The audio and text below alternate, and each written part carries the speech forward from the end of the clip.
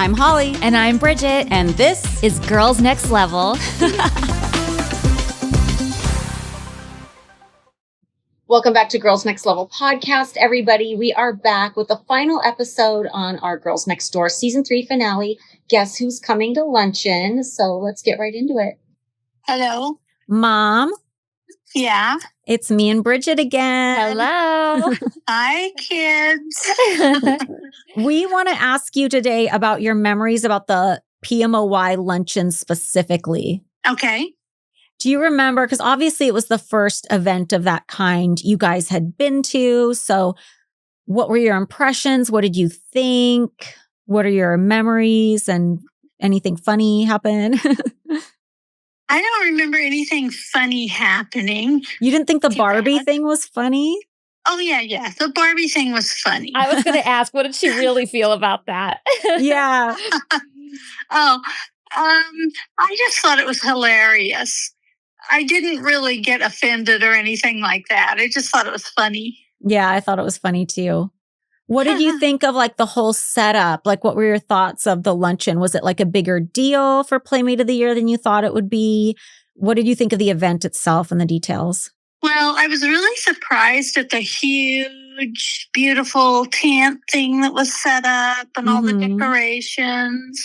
Looked so pretty with all the pink tablecloths and all the flowers. It's amazing how many flowers they use for that event. I mean, it is just the loaded. Walls are lined with the stargazer lilies, which you, Bridget, are allergic to. Yes. And when I asked my sister for memories on the luncheon, that was the first thing she said was the scent of flowers was so overpowering. Yes. It reminds me of like sometimes you hear stories about like medieval times or Renaissance times in Europe, and they'll have like a royal event. And because like the city stunk so much because there's no sewer, they'd bring out like so many flowers. Like that's what it makes me think of. Yeah. Like Henry VIII.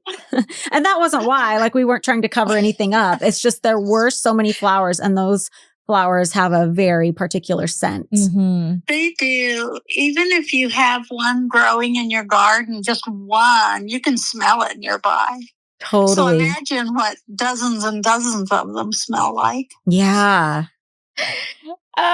What did you think of the whole program and everything? I thought it was pretty well done. I had no idea how long it would last or anything. And I thought it was just about the right length of time, not too long, not too short. Yeah, I think you're right. What did you think about all the people you saw there, all the former playmates and everybody? Was it a lot of good people watching? Yes, it was a lot of good people watching.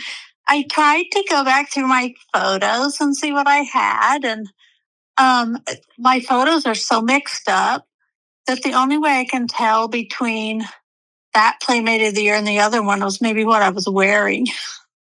Yeah, because you guys came to Jade's too, right? Oh. Yeah. I remember Dad saying that Jade's dad seemed very like uncomfortable and grumpy. Yeah, because Dad was asked to go tell him something. Yeah, I think he was like asking Jade to come for some photo op or something like that. Yeah, and the guy was kind of... And Jade's dad was kind of like, who the fuck are you? But I think there was something else too. Like he said to my dad, like, so what do you think of all this? Like grumpy or something. But it's got to be awkward when that's your daughter and there's just naked, bare ass photos everywhere. Like I remember the first Playmate of the Year luncheon was Daylene's. And the first thing she said on her speech was like, wow, this is the first time my dad has seen my bare ass before. Because there's the giant blown up photos all over the... Oh, yeah. So yeah, that's got to be a little weird. Yeah. It's probably the same feeling like Bridget and I were talking last week about how like when Dad and Joe come to the studio, like there's this energy of like, you can tell they're excited to be there, but you can tell they're like self-conscious. Like they don't want to look like creeps or they don't want to look like, you know, they're looking too much or being disrespectful because you know you're being watched by the cameras and then the TV audience. There's got to be kind of a feeling like when it's your daughter's PMOY and there's these naked pictures everywhere, it's like you got to kind of put on blinders and act like you don't really see it. Like I feel like being the dad would be a little, even if you're totally supportive of what she's doing, it'd be a little awkward because you know everybody's watching you and wondering what you're thinking. Yeah. Sure. You don't really know what you're walking into until you walk into it. You may not even suspect there's going to be a giant naked picture. That is true. Oh my God. Yeah. What if they're not warned? Yeah. Oh, it's Because very these are possible. life-size photos. Yeah. In no telling what position.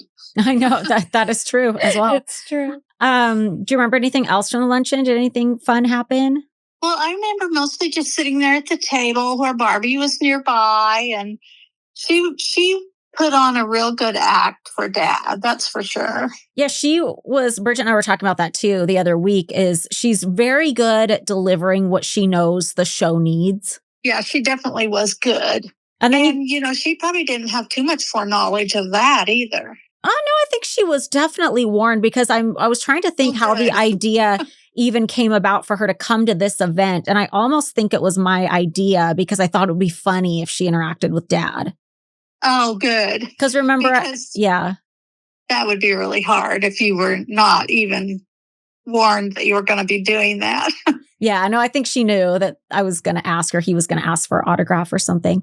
What else are they going to say? Yeah, and then you guys shot another scene with Hef and the golf cart without me. I totally forgot about that till I watched. Like, it was deleted scenes, I think. Too. Yeah, it was in the deleted scenes. It's not even in the episode. And what were we going to do? Take off down the driveway?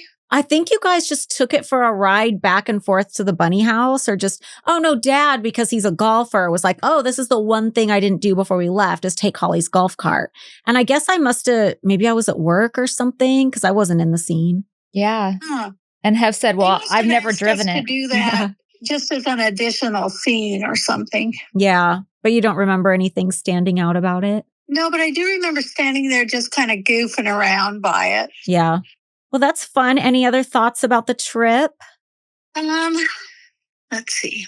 It's all kind of a blur. I know we went to Disneyland that trip as well, but I can't remember anything really happening around the mansion. I think we stayed in a hotel that time. Yeah, probably, because there were probably a lot of girls. And there were girls living at the bunny house at that time. Yeah. Sarah was living over there. Sarah, for one. Mm-hmm. Yeah, so it was fun. And we'll call you back one day when we make it to the Alaska episode. Oh, okay. Have a good day. Bye. Bye. That's so funny. Wait, she said the bye like I say bye. You're right. It runs in the family. Okay, so we are headed towards Sarah's luncheon. Yes. And it opens with a shot of, I think it's Hank Fawcett. I could be wrong. No, it was Who was a random. Oh, Because I wrote random. some dude screwing Random dude is putting Sarah's new license plate on her Mini Cooper, which was the car she got for PMOY. And this is a detail I'd forgotten about, and I don't know if we've mentioned it before, is that every year Playboy would get the Playmate of the Year, the license plate from their home state, and it would say PMOY, whatever the year was. Like for Sarah, PMOY 07. And her license plate was from Oregon. And it was just now such a blast from the past to see an Oregon plate. Like every once in a while, I'll see one driving around, but it's very rare. Yeah. Yeah. And it shows all the preparations getting ready for the party, the greenery, the tablecloths, the flowers, all that stuff going in. And in an interview, I say there's a lot of preparation that goes into the Playmate of the Year luncheon. The staff has to set up the tent, and there's tons of flowers. Everything is Playmate pink. There are big blow-up posters of her everywhere, as we just talked about. And I just wanted to say the story again in case you guys didn't hear it from the last time. But everywhere is stargazer lilies. I mean, just there's probably thousands of them. And I am so allergic, but I didn't know I was allergic. And one year I got this cute, they were just throwing them all away at the end of the day. I thought, oh my God, like it was breaking my heart to see all these beautiful flowers just being thrown away. So I got these baskets and I filled it up with stargazer lilies and I brought them all to my room. I didn't know what I was going to do with them. I just didn't want them to be thrown away. I woke up with could barely breathe. My throat felt all tight and clenched and I was like, what is happening? And the smell of the flowers was just overpowering me. Yeah. And I was like, oh my God, I didn't even know that it was necessarily the flowers that was making me feel so sick. But I just knew though that I had to get these flowers out of the room because I couldn't stand the smell anymore. And I put them out in the hall and my symptoms started going away. Oh, wow. And that's how I realized I was allergic to stargazer lilies. And now if even one is in a bouquet, I'm like, get it out of my bouquet. I smell it too, because I went to this event in Vegas recently and there was a bouquet of flowers in the middle of the table. And there was one stargazer lily in the bouquet and you can smell it. It's very distinct. Yeah. And Sarah looks so pretty in all her blow up photos. Oh my God. Just stunning. Yes. I feel sorry for the Playmates of the Year who didn't get to have their luncheon at the mansion. Wait, who didn't? Everybody after Jade. Because then it was Oh. Ida, Claire, and Hope were all in Vegas, I think. Oh, I did go to a Vegas one. Yeah. And then after that, and Ida's was fine. I didn't get to go to Hope's or Claire's. I might have shown up and done the carpet for one, but I was doing a show, so I couldn't go. But my friends went, and I heard that like Claire's was really bad. Not because of Claire. It wasn't her fault, but I heard it was janky. Why do I feel like I can't even remember whose I went to? I bet you went to Hope's. I just remember what I was wearing. I remember the red carpet. I remember. Look it up on like Getty Image. I remember being forced to take a picture with Hef and Crystal. Look it up on Getty Image. I want to know what one you went to. And then after that, I don't even know where they were doing them. I think maybe they went back to the mansion to do a few. And then I've seen one where they were doing it at like a Tao Group nightclub or something, which I get what they're trying to do. They're trying to make it like hip and cool, but it doesn't have the same personality and that same feeling of like grandiosity as the mansion backyard ones were. Yeah. Oof, there's the photo. 2011. So that would have been Claire's. Oh. Yeah. That makes sense, I guess. So the next scene is they're playing 1920s flapper music. As they cut to my vanity, Harlow is barking at the cameraman. And I'm explaining how every year they have a celebrity do a speech to introduce Hef. And that year, because of Girls Next Door was so huge, I got chosen to be the celebrity speaker. And I was wondering, do you remember who the other years I know were? you asked me this before. I remember Jodan and Tiffany did it. Did it one year. I know Ryan Seacrest did it. I did Jenny McCarthy do it one year? I don't remember. I know that Gary Marshall did one year, but I don't remember if that was, I mean, I wasn't at Brandy's, but maybe I saw a picture of it, or if it was Daylene's. And Randy Jackson from American Idol did it one year. Yeah, I can't remember. And a lot of times it was people that I didn't necessarily realize that they were there because they were a celebrity. I just thought they had some sort of connection and that's why they were doing it. You know what I mean? Like I don't think I understood at first that they looked for a celebrity particularly to do that spot. Us moms know the hustle is real. And if you're not a mom, you also know the hustle is real. Whether it's work, kids, fur babies, friends, relationships, errands, everything in between. There is rarely time to slow down, let alone figure out a 10-step skincare routine. But no matter how busy your life gets, your skin still deserves more than just the basics. That's why I love today's sponsor, OneSkin. Their products are true multitaskers. They hydrate, protect, and support your skin's long-term health. And it's all thanks to their OS1 peptide. It targets the cells that accelerate the visible signs of aging like wrinkles, thinning skin, and dry, dull complexion. OneSkin supports the skin at a deeper level. So even if I'm running on fumes, at least my skin gets what it needs. I've taken their travel kit with me on all my recent trips. I love the way my skin feels when I use it. It makes my life so much easier. You can try their cleanser, moisturizer, sunscreens, or their new peptide scalp serum because, you know, scalp health is skin health, and get 15% off with the code NEXTLEVEL at oneskin.co. For moms who do it all, or even if you're not a mom and do it all, now there's a skin routine that does it all too. I love OneSkin. It makes my skin feel so refreshed. They have an eye cream. They have a skin cream. Like I said, I take the travel kit with me everywhere. It makes my skin feel and look so great. I love it. OneSkin was founded in 2016 by an all-woman team of scientists with PhDs in skin regeneration, stem cell biology, immunology, and bioinformatics. OneSkin is the world's first skin longevity company. By focusing on the cellular aspects of aging, OneSkin keeps your skin looking and acting younger for longer. For a limited time, you can try OneSkin with 15% off using code NEXTLEVEL at oneskin.co. That's 15% off oneskin.co with code NEXTLEVEL. After you purchase, they'll ask you where you heard about them. Please support our show and tell them we sent you. Give your skin the scientifically proven gentle care it deserves with OneSkin.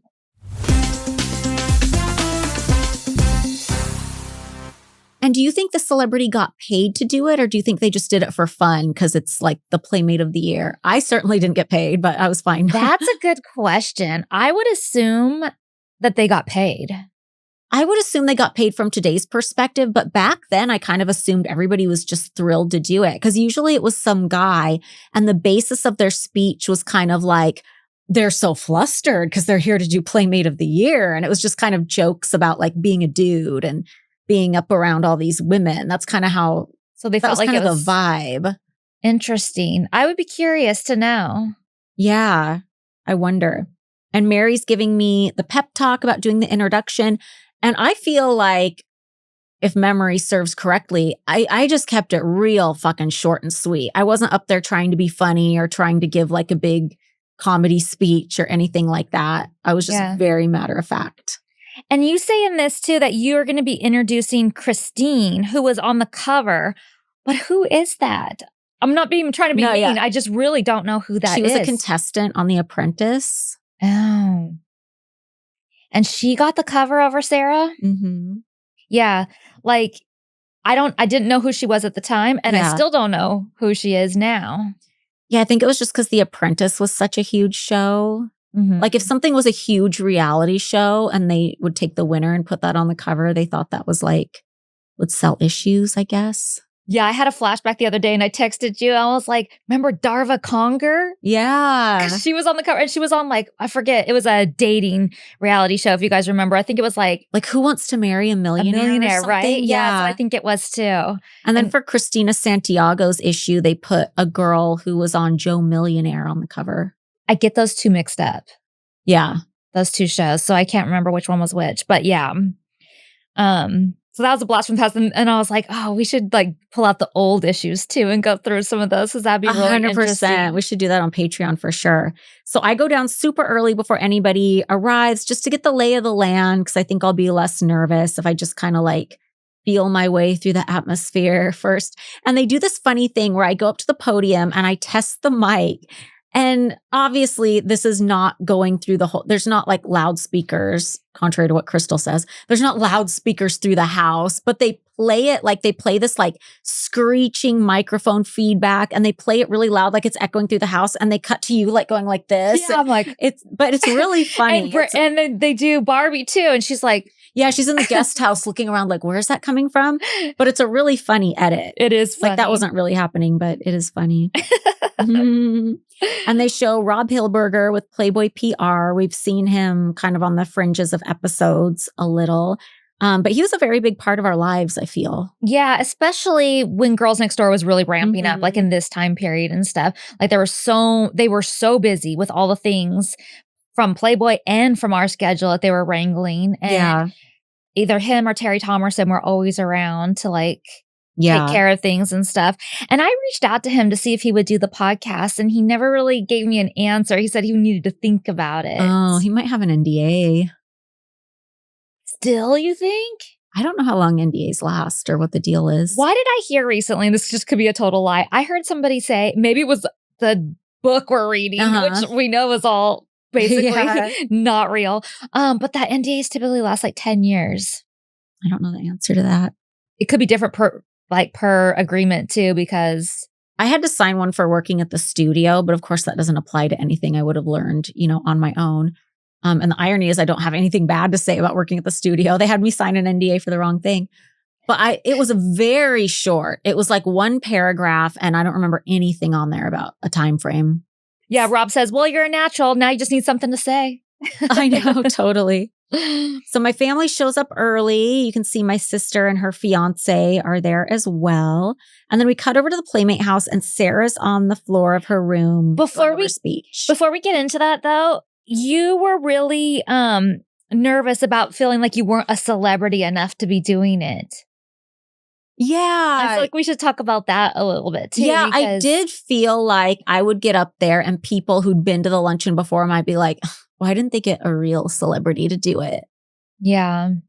But I think people were fine with it. And I think even as short as I kept my intro, like my mom said, it was like the perfect length of time. It didn't go on too long. Yeah. No, I think everybody was fine with it. I think it felt natural. It felt like that's the way it should be, kind of in-house. Like, why does somebody from the outside who doesn't even know all these people come up and do it? You know what else? I think because they had the lady from The Apprentice also give a speech. that kind of filled up time too. Because usually they didn't have, if the Playmate of the Year wasn't on the cover, they didn't have that cover person coming up and giving a speech. Oh, yeah, that's true. So Okay, yeah. So now we're over at the Playmate house, and Sarah is on the floor, and there's a car driving into the driveway, and it's her parents. And I just feel like this scene is so sweet. it really is. And it's so real. And she comes off so relatable. You can just really see in this scene why people love her. She has a cute Mhm. little braid. In an interview, she says, "I'm so excited and I need them right now," talking about her family. Because is the most nerve-wracking and happiest day of her life. And they're playing this off as if it's the day of the luncheon. But of course it wasn't, because Playmate of the Year has to get up super early to do hair and makeup, press, all the things. Right. So this would have been at least a day or a couple days before. Right. And Sarah says, "Like me, they can't believe this keeps happening to me. I go from a cover to a Playmate to Playmate of the Year. Like me, they are like, you're just a small town girl from Oregon. Like, why is all this stuff happening?" So I think they are excited, but also just a little in shock. And you know what else? Like when I'm watching her and her parents go through the scrapbook I made her, I get really emotional at this scene. I don't know why, but Yeah. I don't know. Yeah. I think because, I mean, at least for me, like I can feel it. Like I can feel what that feels like through her Mhm. to like go through this. And I can feel what she means about it being like just feeling like unexpected and overwhelming that you go from just like this cover shoot that you do to Mhm. all the way to Playmate of the Year. Yeah. And how does all this happen? How did it string together like that? Mhm. And it probably went by in a blink of an eye. And now you have your family there sharing Yeah. it with you. And then you give the scrapbook with all like the photos and stuff that nobody ever gets to see. Yeah. So I can feel all the emotion. I can feel all of the I can feel her emotion. I can see why you would be emotional about it. Mhm. I just feel all of it. Yeah. And Sarah's mom says it isn't like scappoose, is it? Yeah. And I didn't even know how to spell scappoose. Oh, yeah. I was like, man, that's Double good P, enough. double O. And Sarah tells them that the most stressful thing about this is undoubtedly her speech. And she can't decide what she's going to say when she's up there. And she says she keeps rewriting it. She's been rewriting it for the third time now. And she's talking to her mom about a joke that she wants to tell. And she can't tell if she should do the funny or not do the funny. Yeah. And they keep having her re-say it. But she doesn't tell the joke, like they edited it out. Yeah. And I texted her and I asked her, like, what was the joke? And she said she can't remember. I probably wouldn't be able to remember either. So then it cuts to you, me, and Rob in the Great Hall. You're showing off your wrapped gift, which is really cool because the wrapping paper and trim perfectly matches Sarah's dress. Yeah, I always like to do a theme or something. And I wasn't sure like what kind of theme I wanted to go with for her. I usually do like very Playmate of the Year pink and Mhm. flowers and things like that. But she showed me a swatch of her dress like a few days before. And I was like, that's what I'm going to do. I'm going Yeah. to make it yellow with like, I have all those rhinestones. And I'm Mhm. going to just do it like that.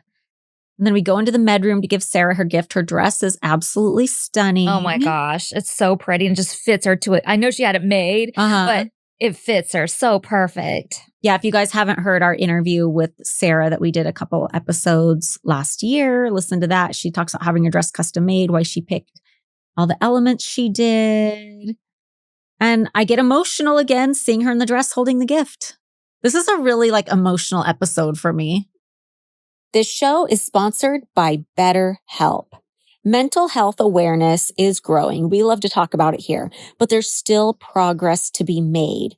26% of Americans who participated in a recent survey say they have avoided seeking mental health support due to fear of judgment. When people hesitate to get help, it doesn't just affect them. It impacts families, workplaces, entire communities. This Mental Health Awareness Month, let's encourage everyone to take care of their well-being and break the stigma. The world is better when people are healthy and happy. I think we can all agree on that. So I've talked to you guys about this before. I've definitely benefited from therapy in all phases. of my adult life. It's helped me learn coping skills. It's helped me feel less alone. It's helped me with all kinds of things. It's helped me to be the best version of myself. And therapy isn't just for those who've experienced major trauma. BetterHelp has over 10 years of experience matching people with the right therapist from their diverse network of more than 30,000 licensed therapists with a wide range of specialties. BetterHelp is fully online, making therapy affordable and convenient, because who wants to drive a half hour to your appointment and a half hour back? Not me. This serves over 5 million people worldwide. And you can easily switch therapists anytime at no extra cost if you find you're not vibing with somebody. We are all better with help. Visit betterhelp.com/nextlevel to get 10% off your first month. That's BetterHelp, HELP.com/nextlevel. BetterHelp.com/nextlevel.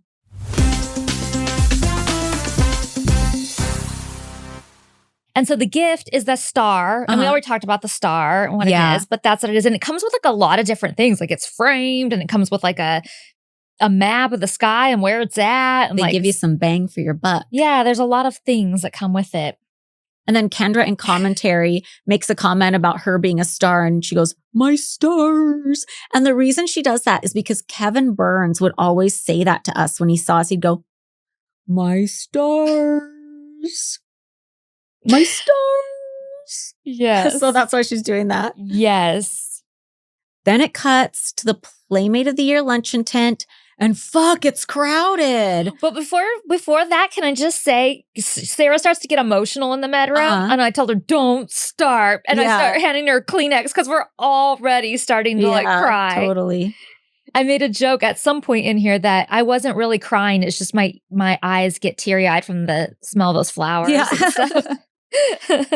And then it cuts to the Playmate of the Year luncheon tent. Everybody's there and fuck, it's crowded. Like I remember it being very, very crowded at that event always, but you really see it in this shot. Yeah. And they cut to show different people that are there. Jeff and Carmela, Keith, Ray Anthony twirls you around. And goofing around with Saskia, Hef and Keith, Crystal giving Mary a kiss.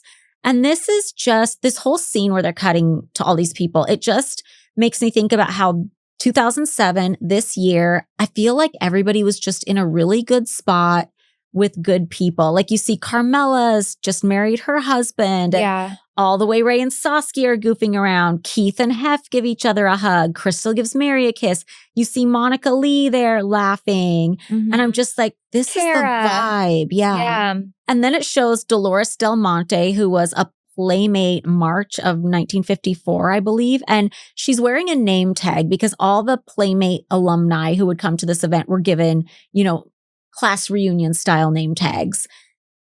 And she at the time was like, she would always say, like when we saw her at GlamourCon and stuff, that she was like the oldest Playmate who was still out and about doing things, because the first Playmate, of course, was Marilyn Monroe, December of 1953. And then there were two others before Dolores. And I looked up to see when they passed away, because I'm like, I wonder if she was the oldest Playmate who was still participating or the oldest Playmate, period. And I don't know if she was the oldest as far as age, but oldest as far as when her centerfold came out. And I looked it up, and the Miss January, Miss February 1954, the two others before her, had passed like really recently as of this taping. So she was the oldest centerfold. Wow. At the time. And then Barbie comes up to say hi, looks at her name tag, and she goes, 1954. Like she just can't believe it.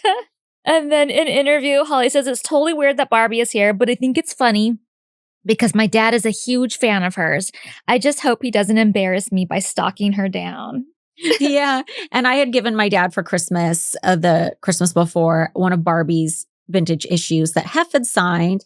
And so he brought it for Barbie to sign. And then they are playing some honky tonk music in the background when Barbie comes to sit at my family's table. And my first thought was it was for Barbie because she was on Hee-Haw, but I don't think that's what it was. I think because I'm from Oregon, that was like, they think of that as like country and hillbilly. So they gave me like the hillbilly music. And I have to say, no, here's why I think that is. Because in the Alaska episode, the music they play in the background when we arrive in Alaska, I hate it so much because it's not it's not Alaska. Nothing about it's Alaska. It's very like Tennessee.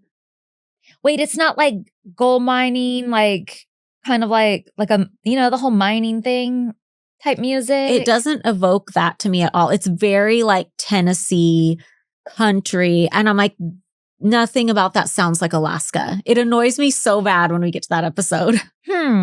Like that does not sound like Alaska to me on any level. Well, I feel like if they were playing honky tonk music right here, it was definitely for Barbie.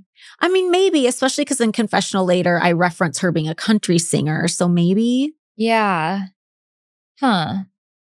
In commentary, I guess right when we get to this part, we're like cringing. Oh God, here comes the part where, Barbie and your dad or whatever. And Kendra has never seen this episode in commentary. Oh. And we're explaining to her, trying to explain to her what's about to happen in this thing. But I just think it's interesting that we've kind of like caught up with ourselves in the commentary. Yeah. And I don't know what that means, but I just feel like it signifies something here, like how they're quickly adding things on, or like how fast the turnarounds are becoming, or how much longer we're filming, and also how busy everyone's getting to where Kendra wasn't even around when we watched it twice. When we watched like the draft in Hef's room, Kendra wasn't around when we watched it for real on the show. Yeah. Interesting. Yeah. So then they show a dual confessional of my mom and dad, and my mom looks so awkward, which as we heard in her interview, like I think she felt very awkward, but she looks like, why am I sitting here? Yeah. And I don't think she, like she said, gives a shit that my dad is talking to Barbie. I think she thinks it's funny, but they do a cute little banter. Yeah. And then they cut to the most deadly resting bitch face of me, which I did not care. Like it was my idea that my dad and Barbie interact, but they cut to make it look like I'm just hating this. Yeah. But you know what? I will say I was not expecting her to sit on his lap. I know. She really went for it. I mean, great. I'm sure, it was fine, but like I was still like, wait, what? Is she actually sitting on it? I had to rewind because I didn't remember it from before. It's so funny. And then I was like, oh my God, she really is sitting on his lap. Yeah. And then when I go up to speak, for some reason, I'm so embarrassed watching myself speak. And I don't think it's because I'm doing anything I think is embarrassing. I think I'm just like feeling those nerves again or something. That's interesting because when I watch myself doing something like that too, like for instance, introducing the fashion show at the costume at the Halloween convention, I also like hate it and I don't like watching it at all. And I feel all ick inside. Do you think it's because sometimes when I watch the show, like the confessional, sometimes I won't like hearing my own voice or I'll think something I say is cringe. Do you think it's that or do you think it's like the nerves of speaking again are coming back to you? I sort of don't think it's either one of those things because I feel like I do get cringe watching myself and don't like it. But like this is like double that, if that, you know what I mean? Like you're watching yourself watch yourself. And then remembering how nervous you felt. But I don't think it's the nerves either because I didn't really feel that nervous up on stage. I feel like it's something else for me. I feel like it's sort of like judging myself on a different level this time. Right. Like feeling like I did a good job at the time, but now watching it back, and it also could just be the edit too, but watching it back and thinking, ew, embarrassing that you thought that was good. Oh yeah, I know what like you mean. being extra critical of myself, rewatching myself, watch myself, if that even makes any sense. Yeah. I don't know. I feel like it's somewhere in there. That's kind of how I feel too, because I understand why I wanted to keep it short and to the point and not be up there and trying to be funny or trying to make it about me or anything. And granted, it was probably edited to be way shorter than what I actually did. Yeah. But I do kind of look back and I'm like, really? I kept it that short? I didn't make more of an effort? I don't think I needed to in real life, but there's maybe that element there.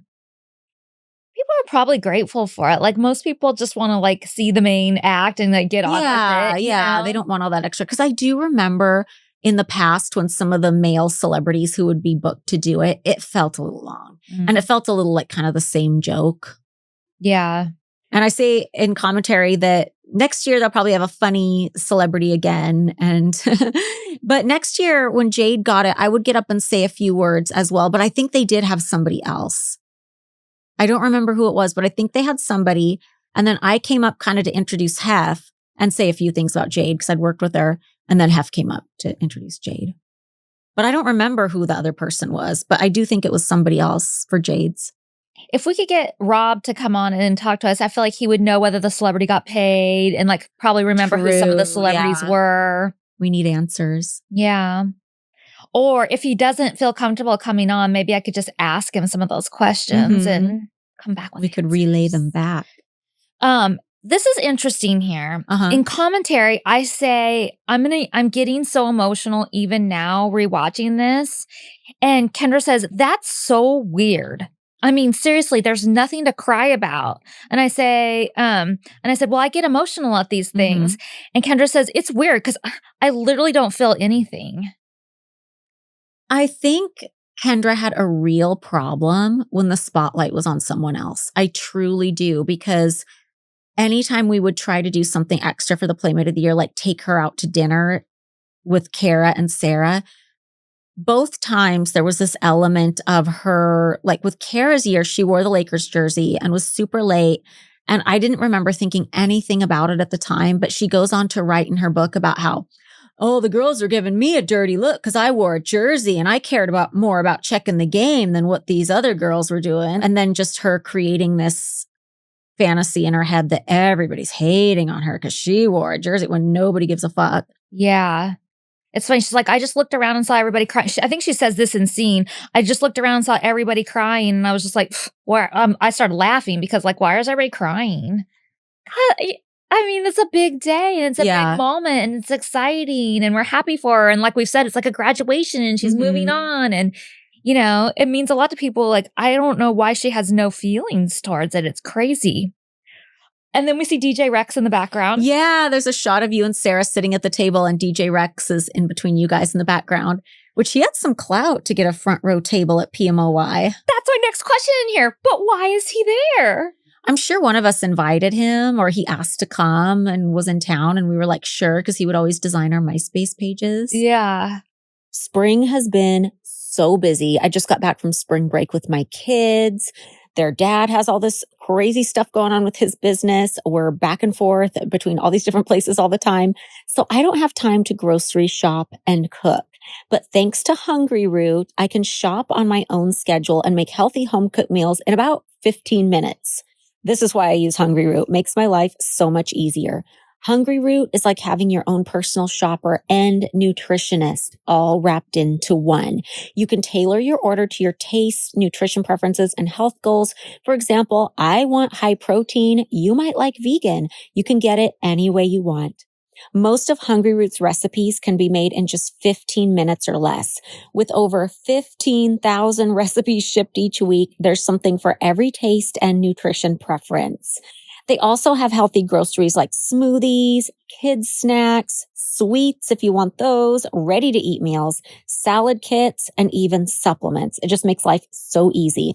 Also, I feel good about using them because there's no high fructose corn syrup, artificial sweeteners, or preservatives in any of Hungryroot's food. So that's one less thing you have to look for. They only source top quality meat and seafood free of hormones and antibiotics. And I can speak to this because that's one of my favorite things about my Hungryroot order is the meat quality is so good.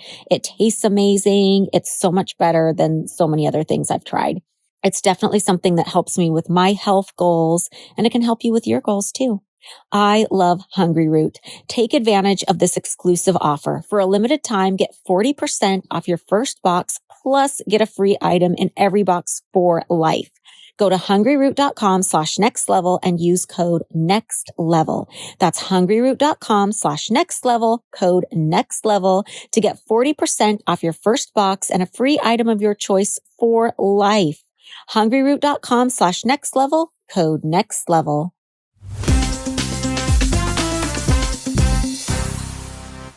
And then Hef gets up and he announces Marilyn's retirement. Yeah.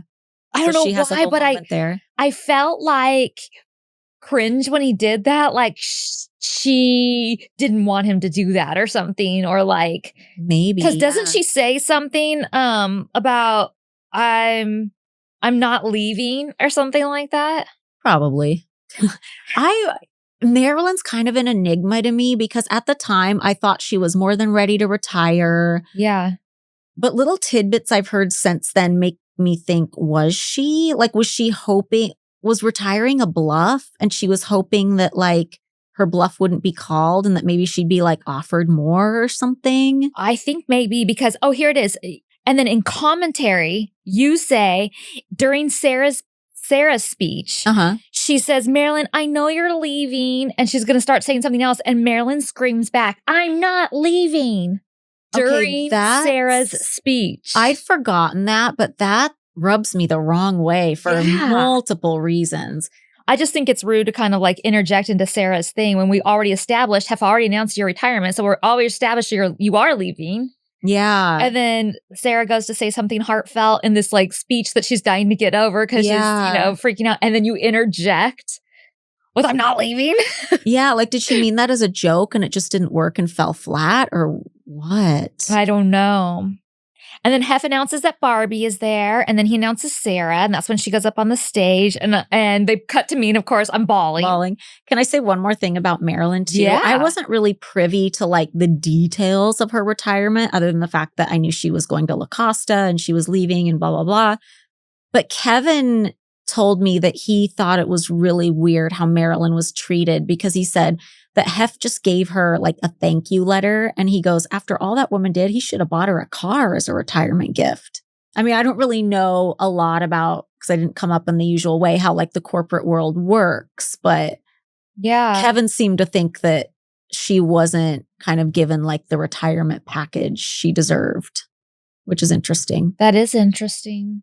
And like you, I don't know what that would be exactly. I know some people get like a watch. Yeah, like I don't know what would watch. be customary, but she worked for Hef since the 60s. Whoa. And really did a lot. And, I always credit like the layered and the luxurious look of the Playmate pictorials, like from the 80s on to Marilyn. And that was something that I think was so special about the Playmate pictorials and something I really tried to carry on. So, I mean, she does deserve something like that. And I thought that was interesting. So in the end, Sarah decides to ditch her speech and just thank people off the cuff. And they cut to Barbie and it looks like she's starting to cry too, or at least be like kind of sentimental, emotional about it. And of course, I'm crying. And then Sarah goes on to thank each of us, which I'm really crying now. And it's so meaningful because she thanks us each in a really different way that's very personalized. I have them down. And it reminds me too of like Kara's PMOY episode when Hef is talking about how she was a princess and he says Snow White, Cinderella, and Alice in Wonderland. And it shows on each one of us. I thought that was cute. Yeah. She says, Kendra, you're the most open-hearted and passionate person I've ever met. Bridget, the time we have spent alone, you're so amazing. You have given me the best and most honest advice that you can give. And I know I can come to you whenever I need to talk to somebody. Holly, you are the woman that can do it all. I admire you in so many ways. And it is an honor that I get to call you a friend. Aw, I love that. I know. And honestly, I don't know if she did this on purpose, but like I couldn't think of a compliment I would like better than the one she gave me, honestly. Aww. She hit a fucking home run. Yeah. Like, I'm a Capricorn. That's the shit I like. Yeah. Oh, and this is where Kendra says, yeah, the speech was listening to Sarah's speech was emotional, but when I looked around and saw everyone crying, it just made me laugh. And I wrote, what an asshole. In my notes. Yeah, it's weird. Like, I don't understand how you just don't feel. Like, I understand if you don't like when you're not the center of attention, but how do you just not feel the emotion of this day? Everybody's feeling it. Everyone. Yeah, I don't know. And it's not that I think she's not an emotional person or like incapable of feeling that. I think there's two things to it. I think there's the part of her personality where she always wants to be like that cool girl and that tomboy and not the one who's going to be sappy. But also I truly think she has a problem making room for another woman to be in the spotlight. I truly, truly do. And then she pulls Hef in. He kisses her hand. She tells the crowd, this is my neighbor. And I thought that was funnier than it gives credit for. Like, I feel like everyone just kind of is quiet and but I think that's funny. It is funny. It's the girls next door and she literally lives next door. Yeah. And like, Hef is her neighbor, she can say. And like I thought that was kind of cute. It is cute. And I was wondering if that was one of her funnies that she was going to say, but it's a cute one. You know what else makes me emotional is seeing Kara off to the side with the bouquet, because every year they would do a handoff where the previous Playmate of the Year would come and give the new one a bouquet. Yeah. I know. And Kara looks amazing too. I know. And we'll talk about it in the deleted scenes episode, but there's so many good deleted scenes from this episode. There's you getting the swatch from Sarah's dress. There's Kara and Sarah having a moment in the bedroom. Like there's a lot of good stuff. Yeah. And then Hef says, I don't know what's happening in the back, but in the front, we have April showers. There are a lot of tears here. And then he presents her with a check for $100,000. And then he makes a funny and says, Christy's name is on it, so I assume it's good. And he hands it to her and he says, with a great deal of love. And then Sarah yells into the mic, I'm Playmate of the Year. Yeah. And she just does, for this young small town girl, she does an amazing job commanding a room. And I think we should call her. Yes. Have you guys ever thought about how children's vitamins, so many of them are basically like candy in disguise? Some of them are filled with 2 teaspoons of sugar, unhealthy chemicals, and other additives growing kids should never eat. That's why I love Hiyay vitamins. They've created a super powered, chewable vitamin. Hiyay is made with 0 sugar and 0 gummy additives, but it tastes great. I've actually tried them myself. They're delicious, and it's perfect for picky eaters. These vitamins fill the most common gaps in modern children's diets to provide the full body nourishment our kids need with an amazing taste that they love. Hiyay is pressed with a blend of 12 organic fruits and veggies, then supercharged with 15 essential vitamins and minerals, including vitamin D, B12, C, zinc, folate, and many others to help support immune system, energy, brain function, mood, all the things that keep your kids running. It's non-GMO, it's vegan, it's dairy-free, allergy-free, gelatin-free, nut-free, and anything else you can imagine. Every single batch is third-party tested for heavy metals and microbials in a qualified GMP-compliant lab using scientifically validated testing methods. Hiyay is designed for kids 2 years and up, and it's sent straight to your door, so you guys have one less thing to worry about. I love the Hiyay vitamins. My kids had so much fun decorating their little Hiyay vitamin brightly colored containers with the stickers and everything, and I just feel good about giving it to them. Also, if you are tired of battling with your kids to eat their greens, now you know that Hiyay now has Kids Daily Greens Plus Superfoods, a chocolate-flavored greens powder designed specifically for kids, packed with 55 plus whole food ingredients to support brain power, development, and digestion. Just scoop, shake, and sip with milk or any non-dairy beverage for a delicious and nutritious boost your kids will actually enjoy. We've worked out a special deal with Hiyay for their best-selling children's vitamin. Receive 50% off your first order. To claim this deal, you must go to hiyayhealth.com/nextlevel. This deal's not available on their regular website. Go to hiyayhealth.com/nextlevel and get your kids the full body nourishment they need to grow into healthy adults.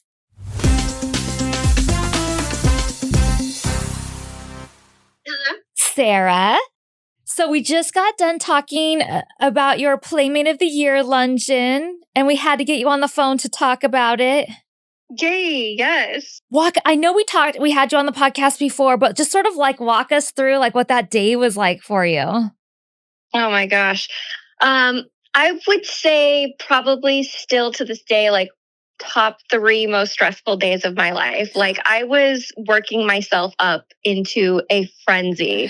I'm like uncomfortable with my birthday even. So like we're not allowed to celebrate my birthday around here. I don't like the attention. So like that day was a lot for me, for it to all be about me with media everywhere, hundreds of people showing up to support me becoming Playmate of the Year. It was incredibly stressful. I was a head case. I was actually like just talking to my dad to see if he like remembered anything from the day. And he said that honestly, I was so worried about you because you were so stressed out. I couldn't like even enjoy my time. I was like, I'm sorry about that. Oh no. Well, you did an amazing job because I was just saying like, for this young woman, you really commanded a room. I did. Thank you. I felt like that. Yeah. In real life and watching it back. Yeah.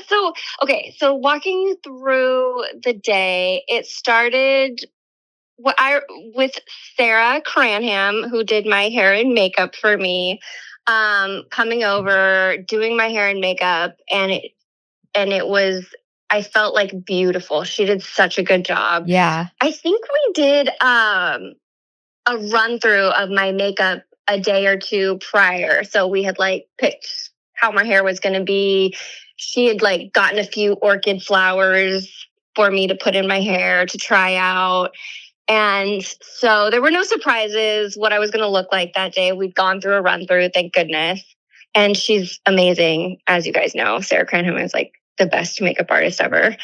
How early did you have to get up to do all your press? I don't remember how early. I don't remember how early. It wasn't crazy. I'm not a morning person, so I would have remembered that if it was too early. I think it was a pretty like normal time I had to wake up and get ready. That's Maybe good. like 8, 9 o'clock or something. Nothing crazy. Oh, yeah.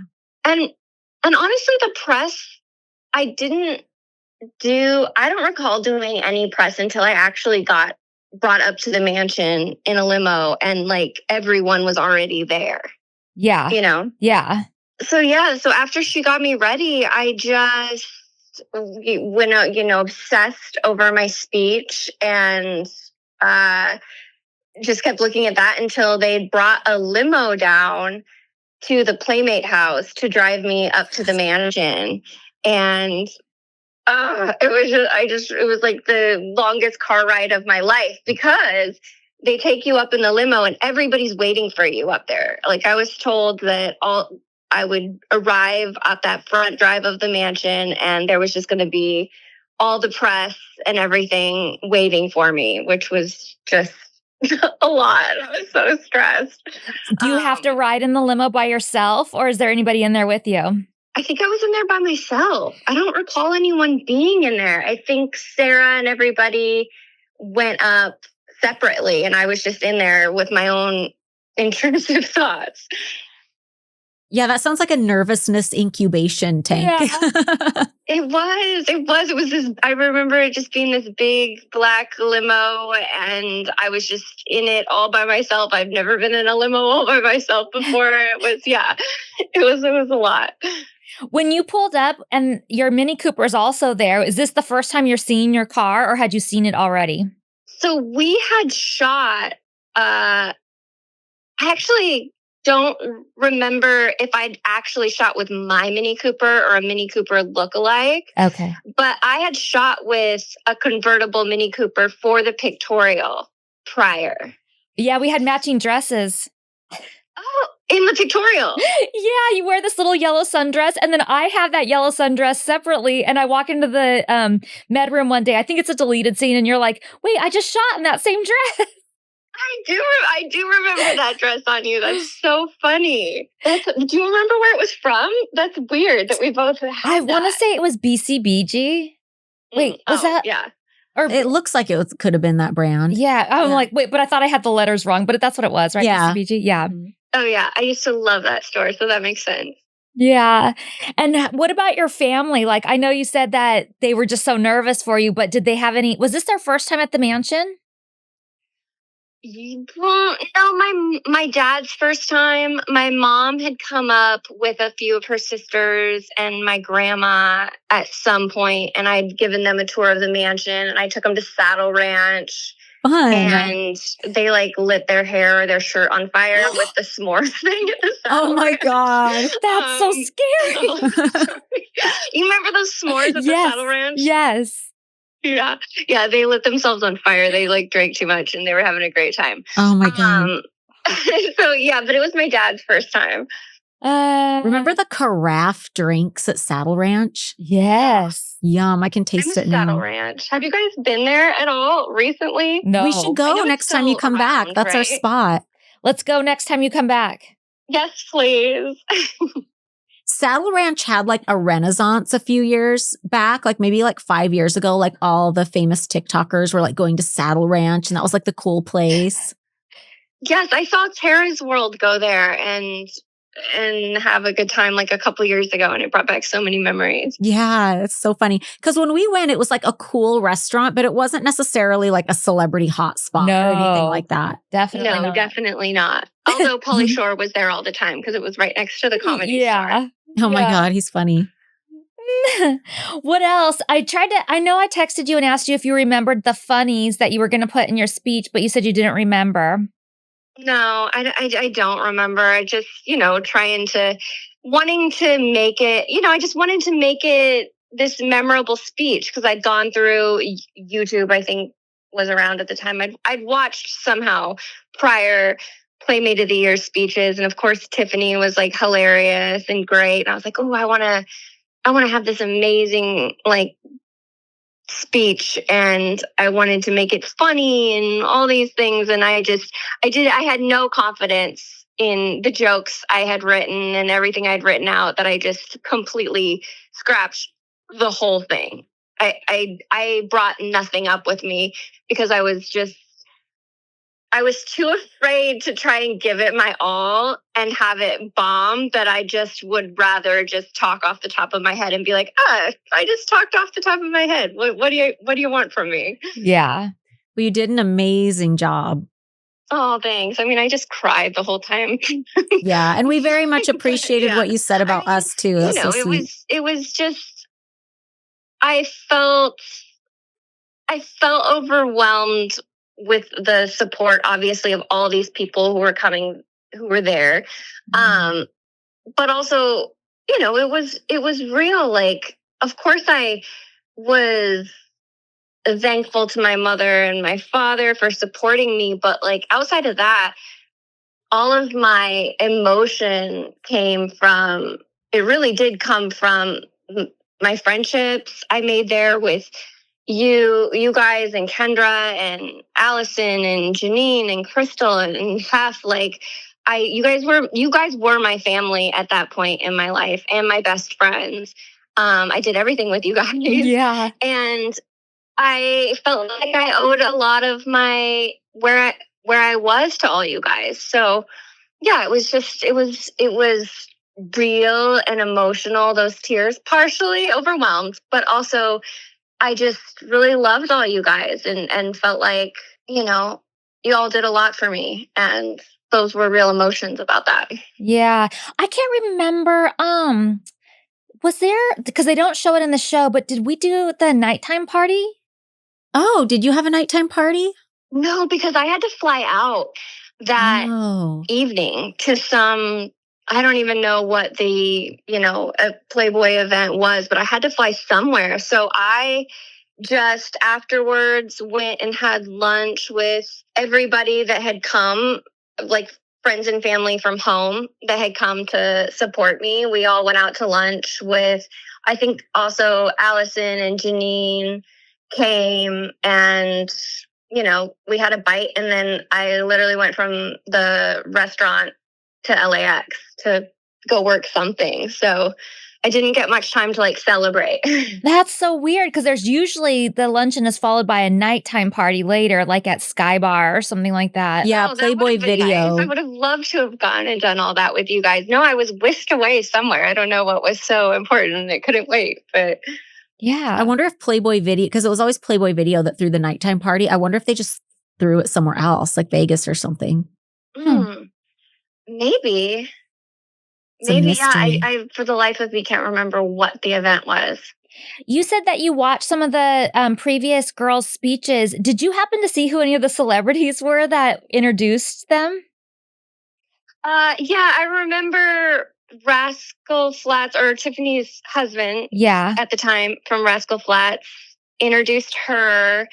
Didn't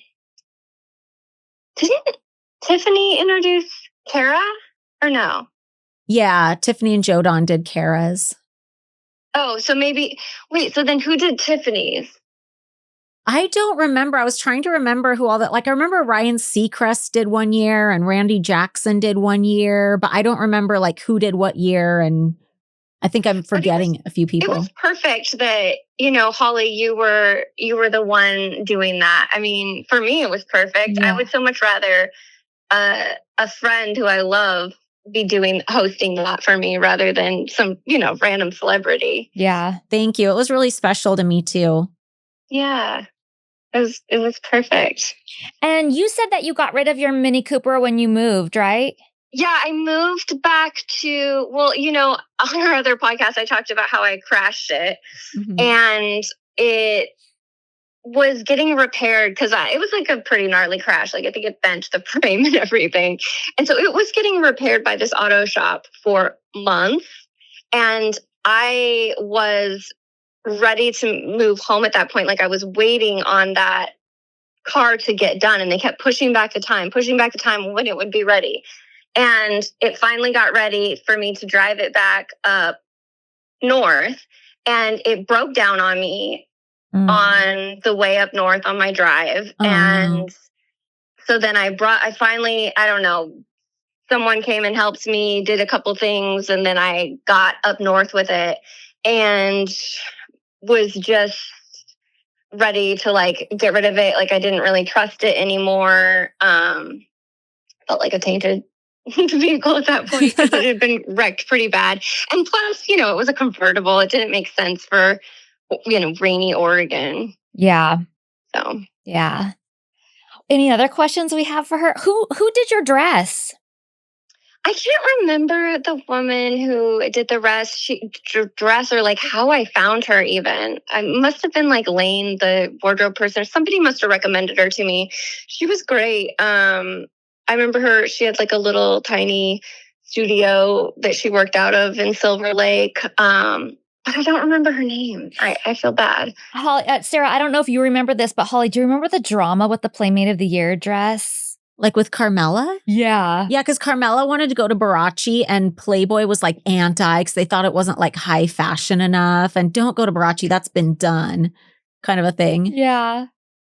What? They were super controlling over like where the girl got her dress and stuff and like But involved in it. Yeah, but yet they weren't like going out of their way to like get a designer on board or anything. There was a lot that I do remember them, you know, wanting to know who I wanted to go to and wanting to know what it looked like. I mean, it wasn't crazy. Maybe maybe they were the ones that gave me the name of who I could go to design it. I mean, she wasn't from high-end designer. It wasn't like a really nice studio she had. I mean, she was really good, but she wasn't like some famous designer or anything like that. Yeah. But I mean, there was a lot. Like I remember when you get Playmate of the Year, you're not allowed to like change your appearance or anything. Like everything has to go through them. And after I shot my pictorial, because I shot my pictorial beginning of that year, and they don't announce you until like June-ish, like early summer. And so there was this waiting time between when I had shot my pictorial and when they were going to announce me as Playmate of the Year. And, you know, at that point, I'd spent so many years analyzing what I look like. I desperately wanted to get a nose job before they announced me. And I had to ask Playboy's permission. They had to sign off on it like at the studio. And then they had to ask Hef, and Hef had to agree to it. And I even had to bring in, you know, a computerized drawing of what it would look like. And I had to explain how I wasn't going to look that different and the things I wanted to do before, which, you know, makes sense. They don't want to shoot you and you come out looking like totally different. But they were involved in a lot of stuff like that, for example. Wow. That's so interesting. Yeah. Do you guys remember that I like got a nose job like in between shooting and it being announced? I remember coming over and visiting you. Oh, really? Yeah. Nice. And you were just hanging out watching movies. That was kind of, you know, that was bold to do because there wasn't that much time. Like I'd gotten it like only a month and a half, 2 months before I was even announced. Like I was still like super swollen and my nose was really tender the day of the luncheon. So that was kind of a wild thing to do. Yeah, it seems like people who get their nose done, it takes forever to heal. Oh, I've noticed. Yeah. I think I look so different. It looks so different now than the day of that luncheon. Like it was really swollen. I feel like I look at pictures of myself and I had my nose done like, God, I almost want to say like 20 years ago now. But if I look at a picture of myself from like 15 years ago, my nose looks different now than it did then. Like they say it takes 2 years for the swelling to go down, but I feel like mine changed over time. Oh, yeah, for sure. Long time. So interesting. Anything else you can think of about that day that we should add? Barbie was talking to someone, and Tiffany came up to introduce them. to introduce herself, and she was like, hi, I think it was just someone within my family. It's the only reason I can think that she would have like gone up to like introduce herself like that, and was like, hi, I'm Tiffany Fallon. I was Playmate of the Year 2005. And then Barbie would like turn to her and was like, well, then this day's not about you, is it, honey? And Oh my Tiffany God. was just like mortified. Oh my And was God. just trying to be like a sweet, person that she is, and got totally embarrassed in front of whoever it was they were talking to. But she's told me that story so many times. It's so funny. Oh my God, that's funny. I can see that though, because we were just talking about how there was an older Playmate from 1954 there with her name tag and her year. And Barbie goes up to her on camera and goes, 1954. Dude, she's a character. She needs her So own funny. show. I would watch her all day. 100. I'm surprised she hasn't had her own show doing something, decorating or something. I know, me too. I love her. I'm shocked. Oh, well, okay. Do you have anything else? Not that I can think of pertaining to this episode. Not that I can think of. Yeah, I don't know. Not really. It was just the best day ever. Well, it's so good talking to you. I hate to hang up, but I know. It's good talking to you guys too. Yeah, thank you for letting us call in. Bye. That's fun. So just a few more things about the luncheon before we move on is Hef hugs Barbie and says, I guess you had a good time. And they have a shot of me sitting at the table with my family. And we have Carola the bird with me, which I love to see. And then they do something. They're doing like wrap-ups. But it's weird. Because this is our season finale. So we have to do our sign-off lines. But it's weird this time. Mine's not even a sign-off line. And the fact that they use it as a sign-off line is just so offensive to me. Well, it's weird because I was telling you when I was watching this, I was like, because you say what you say, and I didn't even take that as a sign-off line. And then Kendra and I have our sign-off lines, and they were kind of like interesting. So I'm like, ooh, I wonder what Bridget's is going to be, because I was going to make this big, like, make it into something. What does it mean? And then you didn't have one. And I texted you and I'm like, why didn't you get a line? And you go, I did, but it was a flop. Yeah. So they have me saying in an interview, everyone knows that I've wanted to be a playmate. Like, I would just not be talking about this on Sarah's day. Like, this is not what I would want my wrap up to be.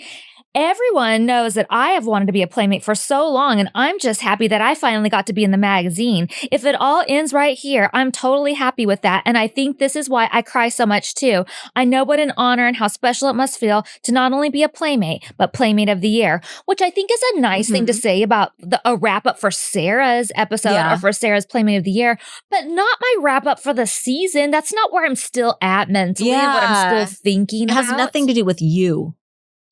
Yeah. It's more like, I don't even see it as like a wrap-up line. It's like you're putting a button on the day. Yes.